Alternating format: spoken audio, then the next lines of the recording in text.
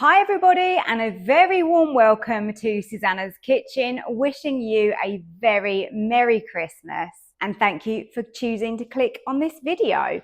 So we make everything in the Ninja Foodi here, and Christmas is no exception. Of course, I don't expect you to be making a whole Christmas dinner for like 10 people using just one Ninja Foodi, but these recipes aren't just for Christmas Day. These recipes are for the full festive season. So I've got you covered with everything from party nibbles, starters, main courses, desserts, drinks. I've got the full works going on this December, so I really hope you enjoy these videos. Don't forget to give me a like below and subscribe to my channel as well. So today's recipe is an exclusive cookbook recipe. I've got a brand new Christmas cookbook that I have just released over on my website, which is www.susannahskitchen.uk. So go over there and grab yourself a copy. Now you don't need to worry about saving this video for today's recipe because there'll be a QR code in the cookbook which will link back if you do want to watch the recipe video again. And all my recipes are super achievable and of course really delicious. So I hope you enjoyed today's Ninja Foodi recipe. Let's go and start cooking. I've peeled and chopped up my potatoes into quite small pieces, and to that we're going to add some stock. Always use stock, not water. It's going to just give you so much flavour. I've opted for a vegetable one in this. So that is all it needs to give that really good flavour. Obviously once we've mashed it, it's going to have extras in it as well to make it taste very festive.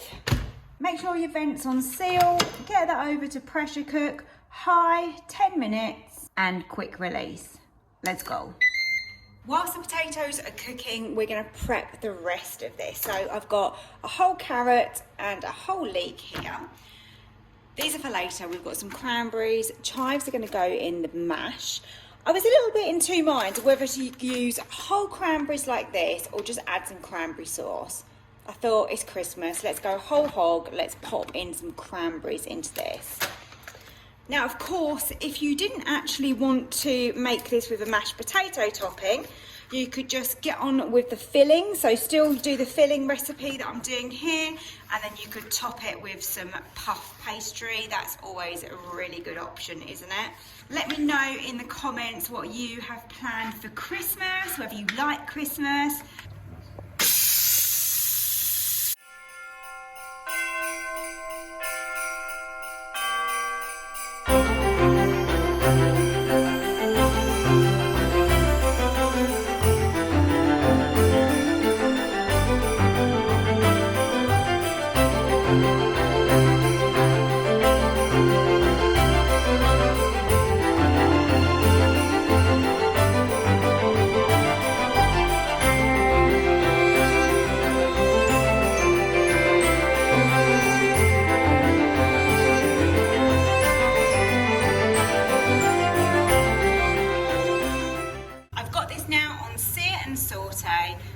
You can add in some olive oil. I've got my diced up turkey here. You can use chicken as well. If you were using leftover turkey or chicken that you've already cooked, then obviously you wouldn't do this stage. You'd actually add that in at the end. But the thing that's going to take the longest to cook, we pop in now. And we want to get some good flavour on here. So let's add some seasoning, some salt, and then some pepper as well on there. Now I'm going to put in my little mini stuffing balls. You can obviously make these, you can buy them. These ones are pork, sage and onion. I've removed the chicken and the stuffing balls and they are just partly cooked. And now I put into the pot carrot, leek and celery. You can add a little bit of onion or garlic if you wish to. And now I just need to let those wilt down. To my veg, I'm going to add some dried thyme and also some rosemary. Now I'm just starting to think about the mashed potatoes. So that had the butter and milk, which we warmed up. You can use butter and cream, that's lovely as well. So whatever you want. I actually used a cream in mine. Salt and pepper goes in there. Then to make this really Christmassy, I've got some brie. Last thing to do for the mash now is to put in some chives, So some of this is stock that was left over. You probably saw earlier that I do actually save that from cooking my potatoes. Nothing wrong with that. Let's put that in there. Even milk or a nice sort of runny single cream works as well in this. I'm gonna add a little bit of oregano as well. A teaspoon of smoked paprika. A bay leaf, a Worcester sauce. So now we need to simmer this. That's going to help thicken up the sauce slightly. Probably won't be thick enough still, and I'll show you what we do at that point. But we need to make sure that everything is cooked through, veggies all nice and soft. So I'm just going to put that onto a lower sear and saute. So everything is nicely cooked. Sauce is slightly runnier than I'd like, so you could continue to simmer that for a bit longer. Or I have just literally dissolved a little bit of corn flour in some water, and that should thicken that sauce up really quickly. Just the last little bit of this pie to finish. Here it is. I've taken it off of the sear and saute, and that is absolutely perfect. I've tasted it. So delicious. It's unbelievable. So now all that's left to do is to just jewel this with some very festive colours. So some lovely green peas.